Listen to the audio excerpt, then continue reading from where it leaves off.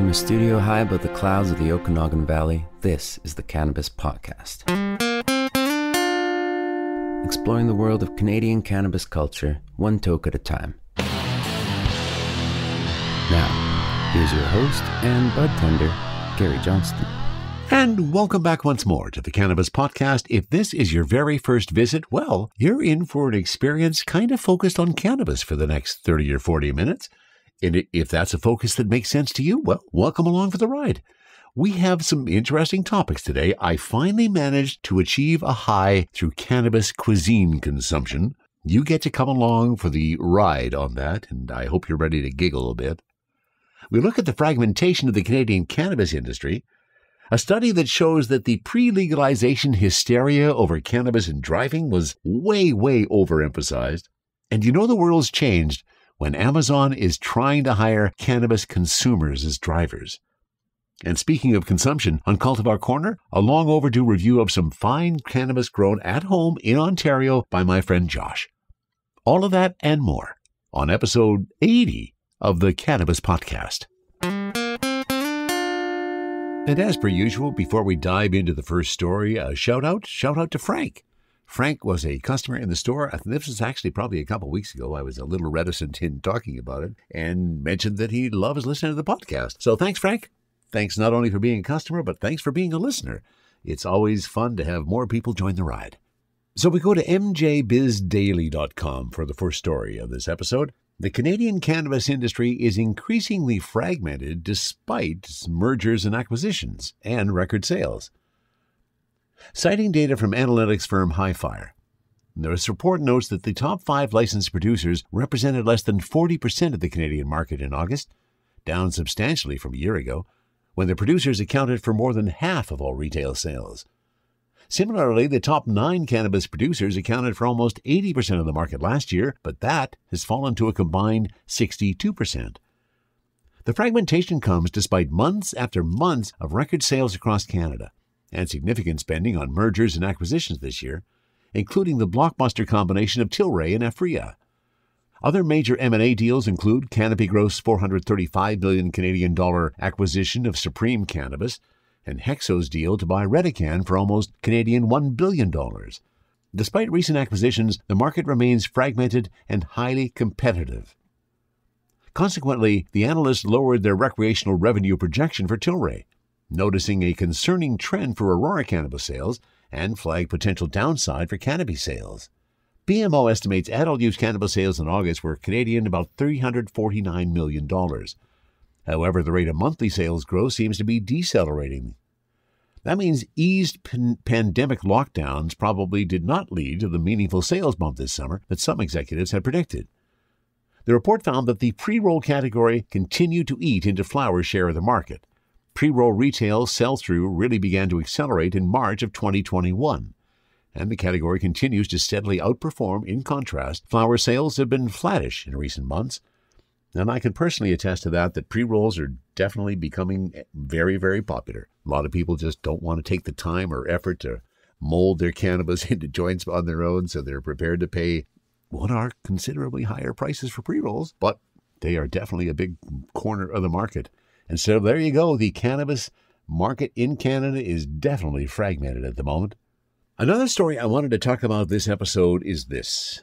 If you remember, and maybe you will, maybe you won't, prior to legalization, when legalization was being considered, there were so many groups who made so much noise about how dangerous it was going to be on our roads and all of our streets once cannabis is legalized, because people are going to be driving around stoned and there's going to be so many accidents and it's going to be absolutely horrible. That didn't seem to happen. This is a study. The story here is from the growthop.com. Neither Ontario nor Alberta, far and away the leaders for the number of cannabis stores in the country, have witnessed a significant rise in emergency visits from traffic-related injuries since weed got the green light 3 years ago.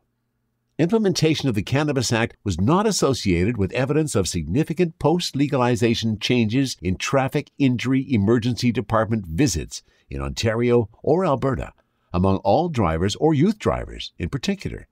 notes the new Canadian study in drug and alcohol dependence. Published last week, researchers sought to get firm numbers after some have expressed concerns about how recreational cannabis legalization could influence road-related injuries, particularly with respect to youth drivers. To get to firm numbers, investigators considered weekly drivers' traffic injuries at all emergency departments in Ontario and Alberta from the start of April 2015, 3 years before legalization, through to the end of 2019. Participants were broken down by province into 2 groups: all drivers and those 14 to 17 in Alberta and 16 to 18 in Ontario. There was no evidence of significant changes associated with cannabis legalization on post-legalization weekly counts of drivers' traffic injury ED visits, researchers write. Comparing the pre- and post-legalization periods, they specifically found that the number of weekly traffic injury ED visits in Alberta was up by just 9.17 amongst all drivers, and down by 0.66 visits among the young driver group. Research involving driving and cannabis is receiving increasing attention of late. Australian researchers recently concluded road safety risks associated with medicinal cannabis appear similar or lower than numerous other potentially impairing prescription medications. And another Australian study suggested that using CBD does not impair driving performance, and consuming moderate amounts of THC produces only mild impairment lasting up to 4 hours. I wish, as a bit of a sidebar. Still, Canadian students with more relaxed views of weed appear to be more likely to consume and drive than others in their age group. Indeed, slightly more than 10% of Ontario high school-aged drivers admitted to having driven within an hour after using weed in the last year. Another recently published Canadian study exploring ED visits, albeit related to weed intoxication at a single emergency department in Hamilton, Ontario, found treatment for acute cannabis intoxication was up among 18 to 29-year-olds, but not overall. Now, those numbers differ considerably from a U.S. study out of Colorado, where adult-use cannabis has been legal since 2014. The Associated Press reported in March of 2019 that weed-related ED visits to a Denver hospital witnessed a 3-fold increase pre- and post-legalization. Investigators in that research pointed to inhaled cannabis and marijuana-infused edibles as the 2 main culprits for symptoms ranging from vomiting to racing hearts. There was so much hysteria prior to legalization about how dangerous our roads were going to be with all of those crazy cannabis consumers driving their cars. Just didn't turn out that way. What this segment is about is, in fact, my final positive experience, or rather my first positive experience with edibles. It's true. Happened last night, and you're going to hear some of the results of that because I was smart enough when I came home from this event and things were really starting to get interesting that I recorded how I was and how I was feeling. And I think you're going to get a chuckle out of it. What happened? Well, it wasn't the traditional method. I went to a cannabis-infused 4-course dinner put on by Travis Peterson. Travis Peterson is the nomad cook, and he's been going all across Canada this summer doing infused cannabis meals, all COVID protocols in place. All of our tables were separate, masks before we went in, so all of that was taken care of. But my goodness, what a delicious meal. Travis is one fine chef. And again, because of my stoned state at the end of the night, I can't really tell you exactly the content and details of each of the 4 courses, but boy, they were delicious. We started off with a salad that included some chanterelle mushrooms, some oki mushrooms, and just this delicious sauce that he had created. And I suspect, because every dish had a sauce, I think that's where the cannabis was hidden. He gets to every individual before starting and determines your cannabis level and what kind of tolerance you have. And that sets the menu and for how it's going to be introduced to you. And as you're about to hear, it worked really well. That's a much more effective method than anything I had tried before. You go to the 4-course meal. As you're going through the evening, of course, it starts creeping up on you. And that's, I guess, the thing that really surprised me. I don't know. Every time I've done edibles before, I guess I expected to just be suddenly hit with this one big bang when suddenly everything came to fruition. But that's not the way this worked.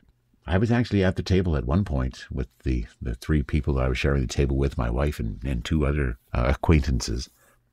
And I remember sitting back and thinking, this was, I think, after the 3rd, maybe between the 2nd and 3rd course, which was probably a period of about 45 minutes to an hour over that space.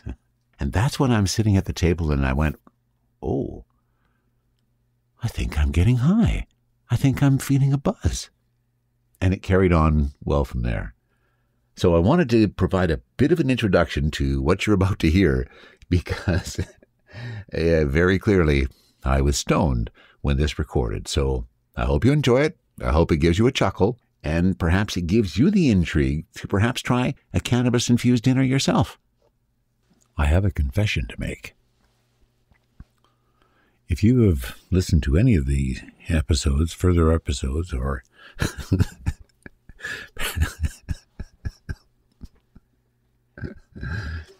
previous episodes of the Cannabis podcast,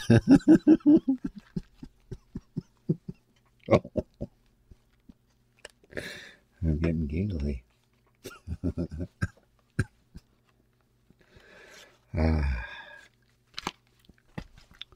I have a confession to make.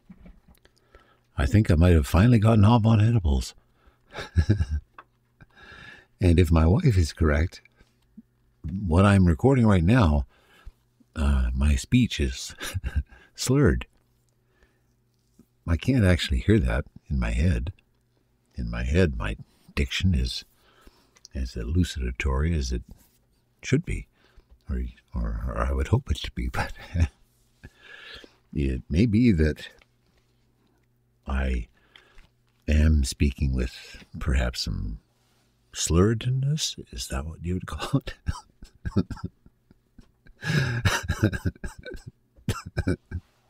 Now,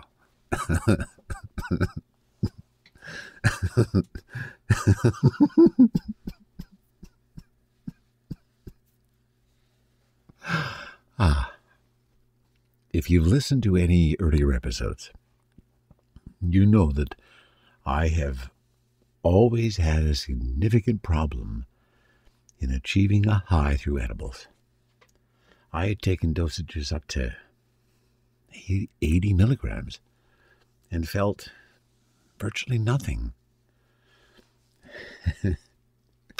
And if you've listened this far, you have probably realized that it worked this time. And how I got here was not through what I had tried before. Ingesting some gummies or a chocolate or whatever, and eating all of those 80 milligrams at once and waiting and hoping for a buzz. And a buzz that never seemed to arrive. I think I may have learned the way that works tonight. My wife and I had an opportunity to attend a cannabis-infused 4-course dinner. And first of all, it was delicious. And secondly, it was pretty effective from a cannabis perspective. Before the meal started, the chef, Travis Peterson, the nomad cook, asked each individual what their preferred dosage was on a scale from 1 to 5. I think 1 was 5 milligrams, 2 was 10, 3 was 25, 4 was 50, and 5 was 100. Now, I had convinced my wife to go. She was very reluctant, and reluctant because we didn't get a whole bunch of details. We had the gifts given to us, and so we weren't involved in the pre-planning. We just found out about it basically the day of. That's when we found out the address where we went to, and there was, as I say, table setting for our table of 4 and a 4-course dinner.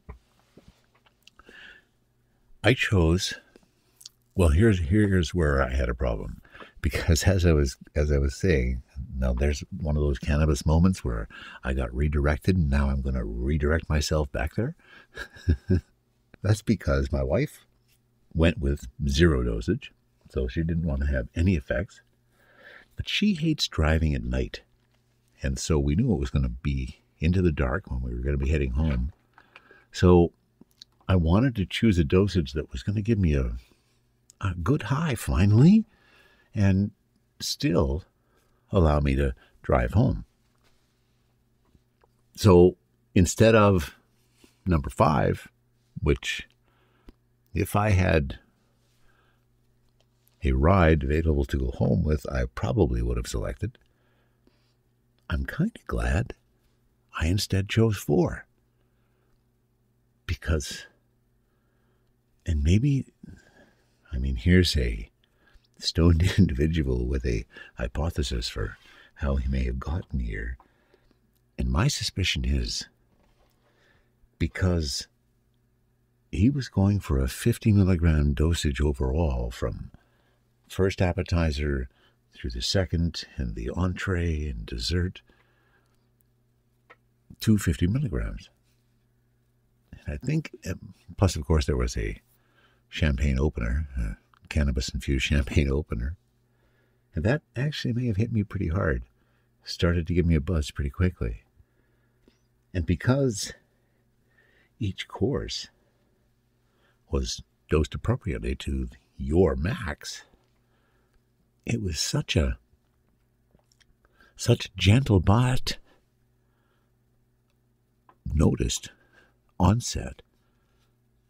I remember at one point, now of course at any event like this, the table mates are going to determine how good a time you have because you're there to share, and we had fabulous table mates, and conversation flowed freely, and I can't remember the point that I was going to make.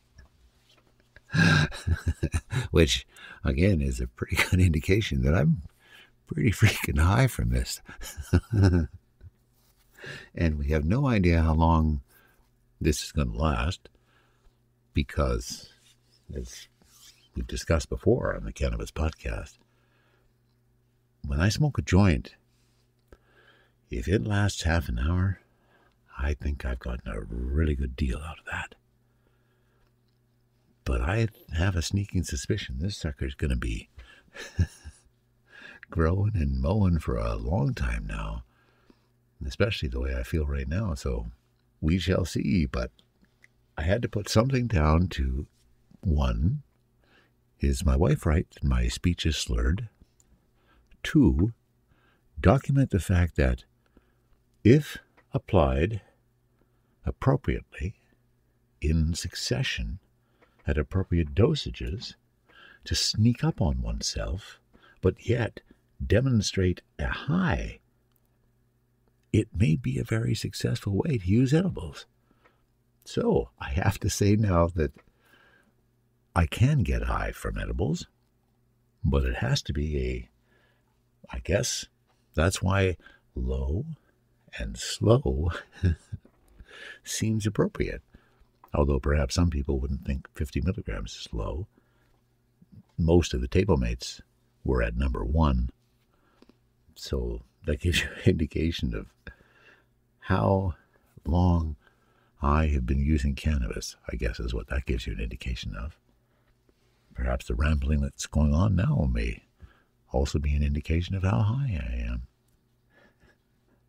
I thought it was time that we demonstrate the fact, and I can just feel my brain, okay, what freaking word am I going to use there? I am having a little bit of trouble communicating right now.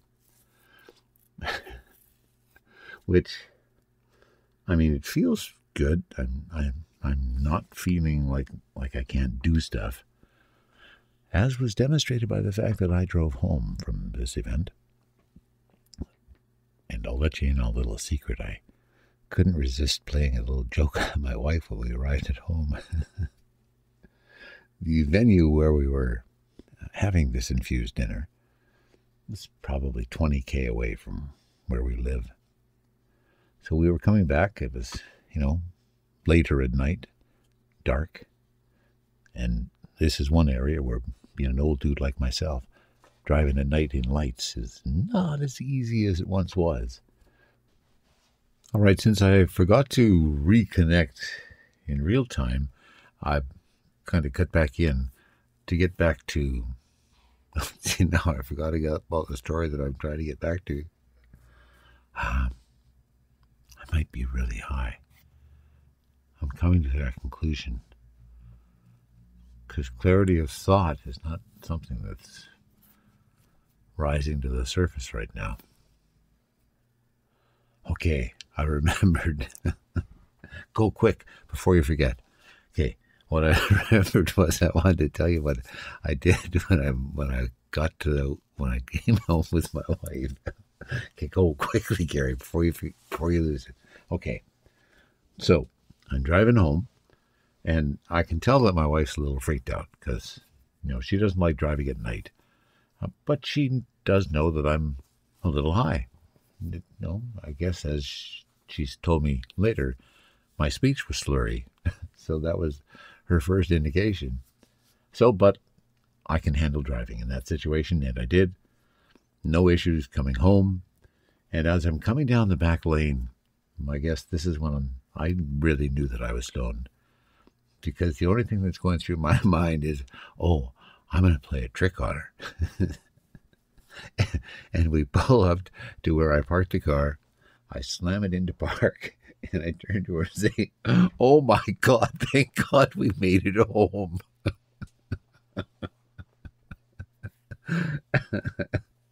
And I think she thought I was serious. But it was so much fun to do, and I guess it again was another indication of how freaking high I am. Holy.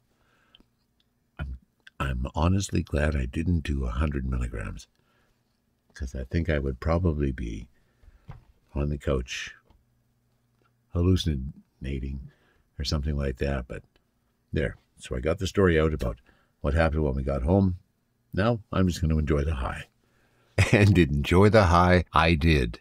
It didn't last as long as I thought it was going to. I thought it was going to be like, all night kind of thing. But no, it only went another couple hours. But boy, it sure was a lot of fun. As an aside, and as a bit of a follow-up, I tried to kind of duplicate it. I purchased 5 cannabis drinks, all 10 milligrams each. Figured there's my 50 milligrams. And I tried to space those over the course of an evening, thinking that was the trick. It unfortunately failed. So I guess it is truly only Cannabis Cuisine which can get me that buzz, but boy, it sure did get me buzzed. And we're going to 420intel.com for the next story, which does have a focus on the United States, but it's just so interesting I thought it was worthy of talking about. It's no secret that one of the effects of the COVID-19 pandemic on business in the United States is a shortage of employees. Against this background, Amazon proposed a solution that has caused controversy. Hire marijuana users as distributors and eliminate cannabis anti-doping. Last June, Jeff Bezos' company decided to stop testing its current and potential workers for marijuana. Now, Amazon is asking its delivery partners to do the same. According to correspondence accessed by Bloomberg, the e-commerce giant invited these small businesses, which operate Amazon vans locally to deliver packages, to loudly announce they no longer monitor candidates for marijuana use. This was in order to increase the number of job applicants and add more staff to their ranks. According to figures from Amazon cited by the outlet, this change could increase the number of job applicants by up to 400%. In contrast, the company claims the detection of marijuana reduces the pool of potential workers by as much as 30%. A delivery partner quoted by Bloomberg said that most prospects failed the drug test for using cannabis.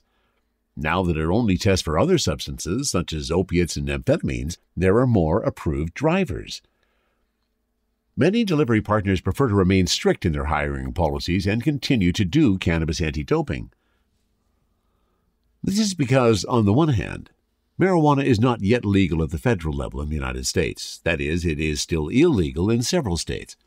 Therefore, it will be difficult to equalize the conditions throughout the country. Another aspect that worries the small delivery companies is the implications that this would bring in terms of insurance and liability, as some drivers could use cannabis before going on a delivery route. If one of my drivers crashes and kills someone and tests positive for marijuana, it will be my problem, not Amazon's, an anonymous delivery partner told the outlet. Although the company relaxed its measures and will hire marijuana users, that does not mean that it will allow them to work under its influence. Amazon emphasized that it has a zero-tolerance policy for employees who consume it during business hours. If a delivery partner works under the influence and tests positive after an accident or reasonable suspicion, that person will no longer be allowed to perform services for Amazon, an Amazon spokeswoman said in a statement. Amazon isn't the only company concerned about a worker shortage offering new worker incentives. Earlier this month, Target Corporation announced that it would pay for college for its employees, while Applebee's offered candidates free snacks as part of its strategy to add 10,000 new staff members. So there you go. There's a different tactic you never thought you would hear, that Amazon would be dropping the requirement for cannabis testing. But there you go, from 420intel.com. You never know where this industry is going next. THC, CBD, terpene profiles, what's in me? Oh, please explain to me. Cultivar Corner, Cultivar Corner, oh yeah. Cultivar Corner, please explain this stuff to me. This is a Cultivar Corner that frankly is a little long overdue. A listener, a friend of mine, I consider every single one of you who listens to the podcast a friend of mine in some form. And this particular friend is from Ontario, Southern Ontario. His name is Josh. And Josh, we had some communication earlier in the year. He wanted to share some of his crop with me. Now, why would I turn down an opportunity to share some crop? I didn't. I said I would love to sample some of your stuff, Josh. And boy, was I amazed when I got the package. Now, and here's where I had been a little reticent, because I received this package a while ago, and I should have really jumped on this a whole long time ago. But what it contained was, whoa. I was very impressed. He had sent me a picture prior to the package actually getting here of a mini 1 gram temple ball of some hash, some bubble hash, created using Frenchy Cannoli's method. And he referenced a bunch of videos of Frenchy Cannoli and wanted to make sure that Frenchy got some credit for the hash ball. And, well, that's not what I'm featuring on Cultivar Corner. Because I've smoked it all up. I couldn't resist. I found it absolutely delicious. And this is how I consumed most of that hash ball. I pulled off a little bit of it, rolled it all out into a nice little, line of just some delightful hashish, and laid that on top of one of the joints that I was smoking, depending on where my mood was. Boy, did that ever add a delicious taste. And you could track that. You could literally watch on the paper. You could see where that line of hash was as it was burning down the joint. Oh, very, very delicious. So kudos, Josh. The hash, magnifique. Now I'm going to get to the weed. And wow, he sent me 3 different kinds of weed. I don't actually remember whether I weighed it or not. It was probably about 1/8 of each. Well, since I brought it up, now I kind of have to figure that out, don't I? So let me just get the scale out here and see what I got on this guy. Yeah, there you go. 1 bud. And Josh, good job on the trimming. I think that's something that I mentioned before that I struggle with. And I guess everybody who grows their own weed kind of struggles with that level of trimming that gets you to that almost professional stage. But it's so hard to trim off some of those sugar leaves sometimes because you almost have an affection for them. But Josh, you did an excellent job in terms of the cure. And the one that I decided to choose, Josh, as I said, sent me 3 different samples. And the one I thought that was worthy of featuring on Cultivar Corner was this one. And this was the Sour Diesel, the Foxtail Gassy Pheno.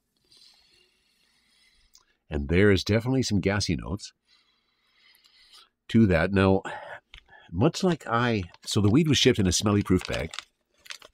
That's how it got here without any issues. This is a problem that I've had with some of my weed too. And I don't know whether it's because maybe I'm dropping terpenes or whatever, but getting that deep aroma is just really difficult. And well, as I say, I can get those gassy notes when I hold the bud right up to my nose, but it's not really deep. But it's a beautiful little bud. There are lots of nice orange pistils in there. Good maturity, it looked like. Take a peek on the jeweler's loop. And, oh yes. Nice trichome fields. I love seeing that. Fair amount of amber. Oh, that's cool too. Really looks nice, Josh. Unfortunately now, in order to sample it, I've got to break up this beautiful bud. So, alas, the time has come. I'm taking off just a couple of pieces from the bottom of that big nug. And as I say, it was one 3.5 gram nug. And now I go through the work of creating the material for either the joints or the vaporizer. And of course, we'll do both. Smartened up and turned on the vaporizer, so by the time I'm done, it's ready for me. I really feel bad that I haven't gotten to this sooner, Josh, because you sent me some really nice weed. I really am grateful for the fact that you decided to share some with me. And I think it's only worthy of a good review here, and a review that you get to share with your friends and neighbors if it turns out to be a good one. Well, of course, you can share it with them, even if it doesn't turn out to be a good one, because you still went through the effort. And that scores major points for me, Josh. Well, there we go. I've got the joint ready. Well, almost. I'm just finishing rolling it up. Leaving enough to tap into the Crafty Plus, which just signaled to me that it's ready to rock. So I've got to clear out what's actually in there from a previous moment. Now let me tap some of this inside the Crafty. And you know what? Let's start with the Crafty. Let's start with the taste and see what the taste of homegrown sour diesel foxtail gassy pheno from Southern Ontario.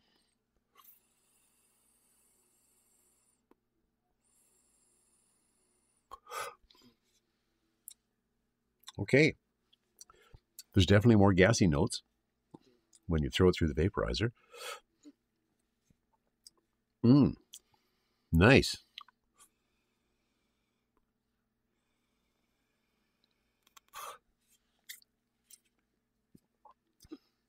Yeah, there is definitely a little bit of a gassy note to it. Super sour diesel for me has always seemed to have been a sativa, and hard to say whether the profile of this one will match that. Oh, there's some happy eyes coming up, so maybe it is.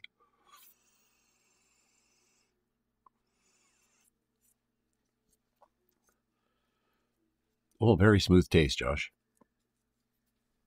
You did a good job on the cure.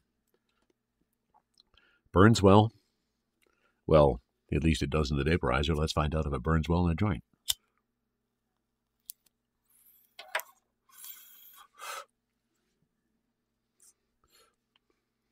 And yes, it does.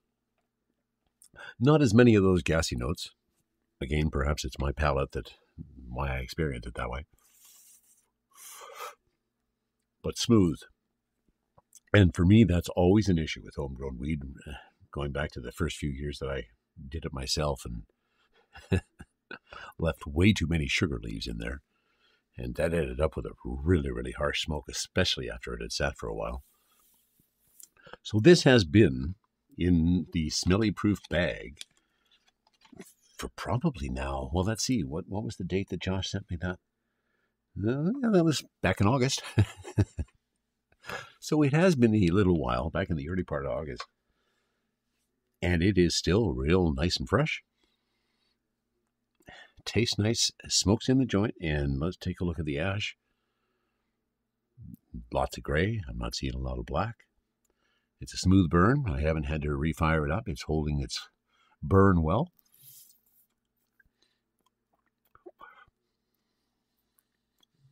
Well, I just said that, didn't I?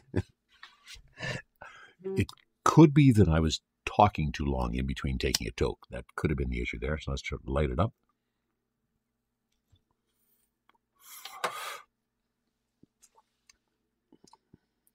It is so cool to live in a country now where we can all grow our own weed legally, share it with our friends across the country, and revel in the fact that we can grow some pretty darn good weed all by ourselves. And to that I have to add, Josh, you've done one fine job here with the sour diesel foxtail gassy pheno. It appears to be doing a good job on my endocannabinoid system right now. Getting me those ever hopeful, happy eyes that I just love to feel when I'm high on cannabis. And there they are.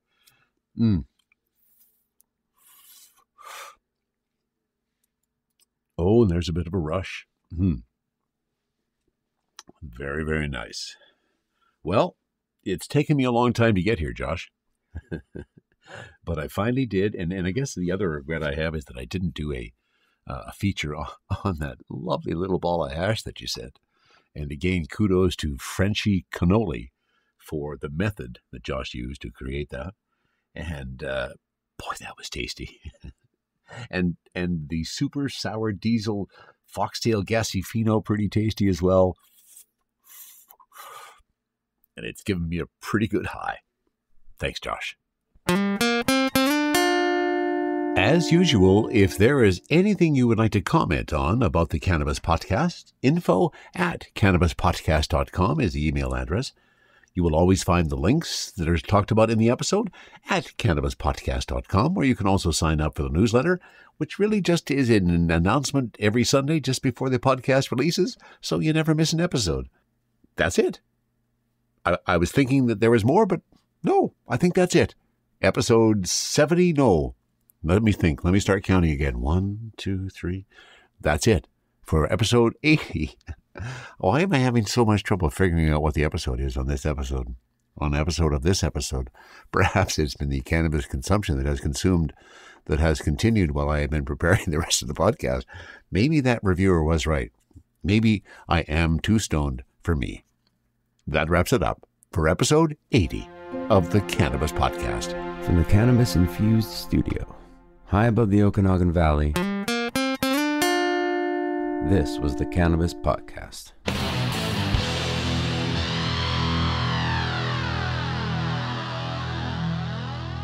Thanks for listening to today's show. To check out more great cannabis podcasts, go to podconnects.com. Here's a preview of one of our other shows.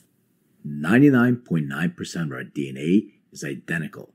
It's a 0.1% that truly makes us different and unique. And that's what the show is about. Find out that 0.1% about your favorite guests. Find out what music they like, their first cannabis experience, and even what their room looked like growing up. But more importantly, or as important, their journey. Learn what makes them unique on Everything is Personal.